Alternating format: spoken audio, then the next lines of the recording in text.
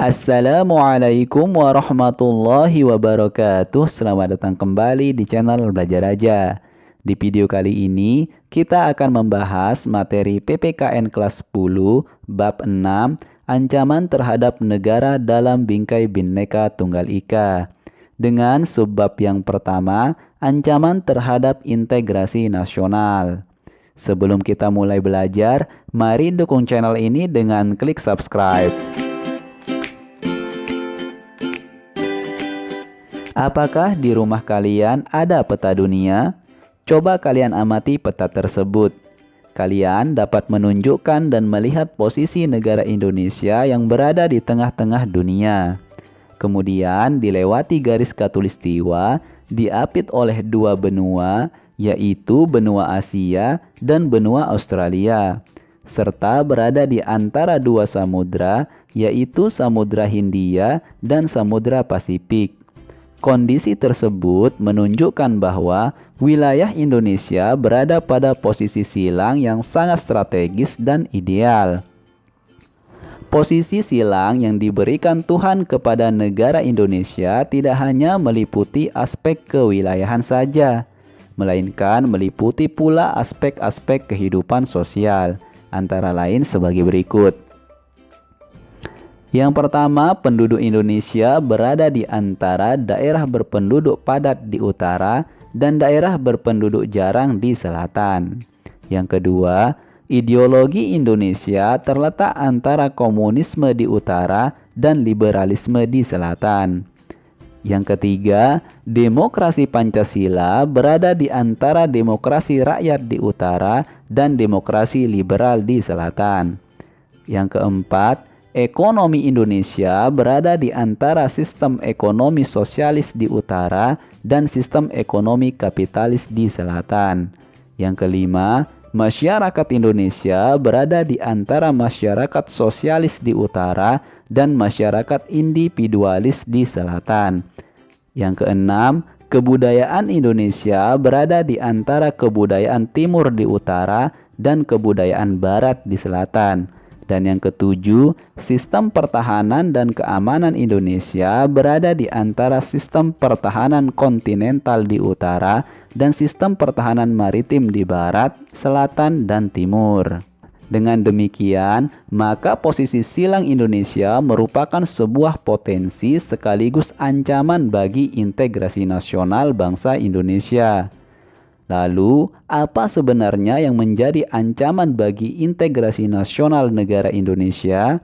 Ancaman bagi integrasi nasional tersebut datang dari luar maupun dari dalam negeri Indonesia sendiri dalam berbagai dimensi kehidupan seperti ideologi, politik, ekonomi, sosial budaya, serta pertahanan dan keamanan. Ancaman tersebut biasanya berupa ancaman militer dan non-militer. Kita mulai dari ancaman di bidang militer. Perkembangan persenjataan militer di setiap negara terus ditingkatkan. Bahkan ada negara yang memiliki senjata pemusnah massal yang berbahan kimia dan nuklir. Aktivitas ini merupakan ancaman militer menggunakan kekuatan bersenjata yang terorganisir. Ancaman ini dinilai mempunyai kemampuan membahayakan kedaulatan negara, keutuhan wilayah, dan keselamatan segenap bangsa.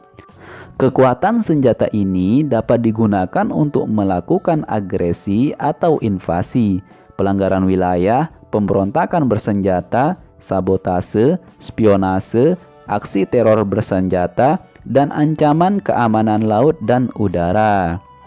Suatu negara yang melakukan agresi dikategorikan sebagai ancaman kedaulatan negara, keutuhan wilayah, dan keselamatan suatu bangsa. Agresi ini mempunyai bentuk-bentuk mulai dari yang berskala paling besar sampai dengan yang terkecil. Invasi merupakan bentuk agresi yang berskala paling besar dengan menggunakan kekuatan militer bersenjata yang dikerahkan untuk menyerang dan menduduki wilayah negara lain. Bangsa Indonesia pernah merasakan pahitnya diinvasi atau diserang oleh Belanda yang ingin kembali menjajah Indonesia sebanyak 2 kali. yaitu pada agresi militer 1 dari tanggal 21 Juli 1947 sampai 5 Agustus 1947 dan agresi militer 2 tanggal 19 Desember 1948. Selain itu, bentuk ancaman militer yang sering terjadi cukup tinggi adalah tindakan pelanggaran wilayah, baik itu wilayah laut, ruang udara, dan daratan. Buktinya, wilayah negara kita pernah ada yang dicaplok dan diakui oleh negara lain. Hal ini menjadi konsekuensi bagi Indonesia yang memiliki wilayah yang sangat luas dan terbuka, sehingga berpotensi terjadinya pelanggaran wilayah. Pemberontakan bersenjata juga menjadi ancaman militer yang harus serius ditangani oleh bangsa Indonesia. Pada dasarnya, pemberontakan bersenjata yang terjadi di Indonesia merupakan ancaman yang timbul dan dilakukan oleh pihak-pihak tertentu di dalam negeri. Namun, tidak menutup kemungkinan pemberontakan bersenjata tersebut disokong oleh kekuatan asing, baik secara terbuka maupun secara tertutup. Pemberontakan bersenjata melawan pemerintah Indonesia yang sah merupakan bentuk ancaman militer yang dapat merongrong kewibawaan negara dan jalannya roda pemerintahan. Dalam perjalanan sejarah, bangsa Indonesia pernah mengalami sejumlah aksi pemberontakan bersenjata yang dilakukan oleh gerakan radikal seperti DI, PRRI, Permesta, pemberontakan PKI Madiun, serta G30S PKI. Sejumlah aksi pemberontakan bersenjata tersebut tidak hanya mengancam pemerintahan yang sah, tetapi juga mengancam tegaknya Negara Kesatuan Republik Indonesia yang berlandaskan Pancasila dan Undang-Undang Dasar Negara Republik Indonesia tahun 1945.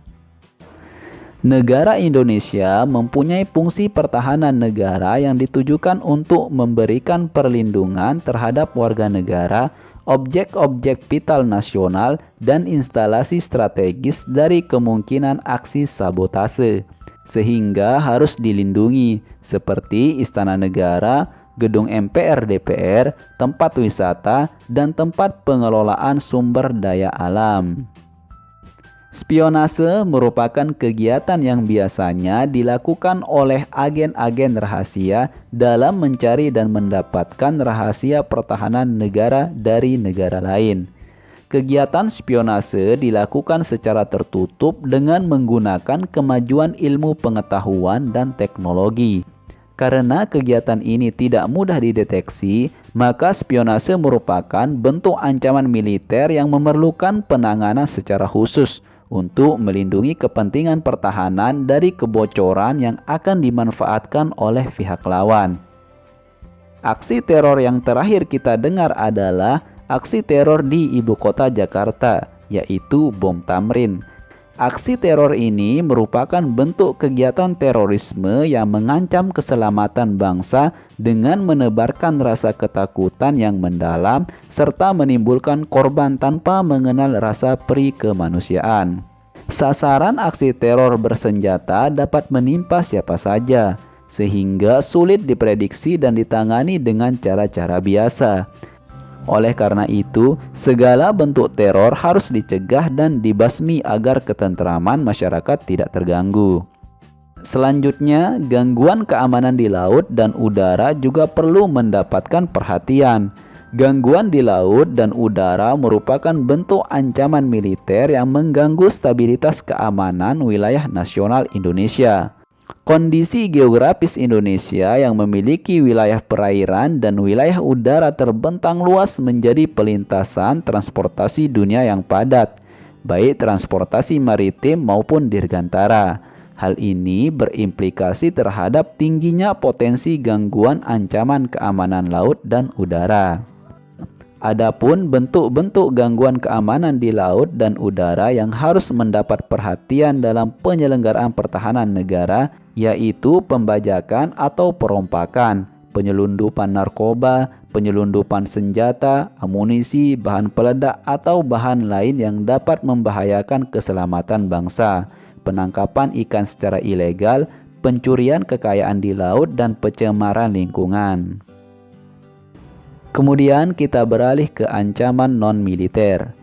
Ancaman non-militer pada hakikatnya merupakan ancaman yang menggunakan faktor-faktor non-militer, dinilai mempunyai kemampuan yang membahayakan kedaulatan negara, kepribadian bangsa, keutuhan wilayah negara, dan keselamatan segenap bangsa. Ancaman ini salah satunya disebabkan oleh pengaruh negatif dari globalisasi. Globalisasi yang menghilangkan sekat atau batas pergaulan antar bangsa secara disadari atau tidak telah memberikan dampak negatif yang kemudian menjadi ancaman bagi keutuhan sebuah negara, termasuk Indonesia. Ancaman non-militer diantaranya dapat berdimensi ideologi, politik, ekonomi, dan sosial budaya. Ancaman non-militer memiliki karakteristik yang berbeda dengan ancaman militer, yaitu tidak bersifat fisik serta bentuknya tidak terlihat, seperti ancaman militer. Contoh ancaman non-militer seperti pengaruh gaya hidup kebarat-baratan, sudah tidak mencintai budaya sendiri, tidak menggunakan produk dalam negeri, dan sebagainya. Nah, demikianlah pembahasan kita di subbab yang pertama ini, dan untuk subbab yang kedua, ketiga akan dibahas di video-video selanjutnya. Jadi, ikuti terus channel ini dengan klik subscribe dan nyalakan loncengnya. Semoga bermanfaat. Terima kasih. Wassalamualaikum warahmatullahi wabarakatuh.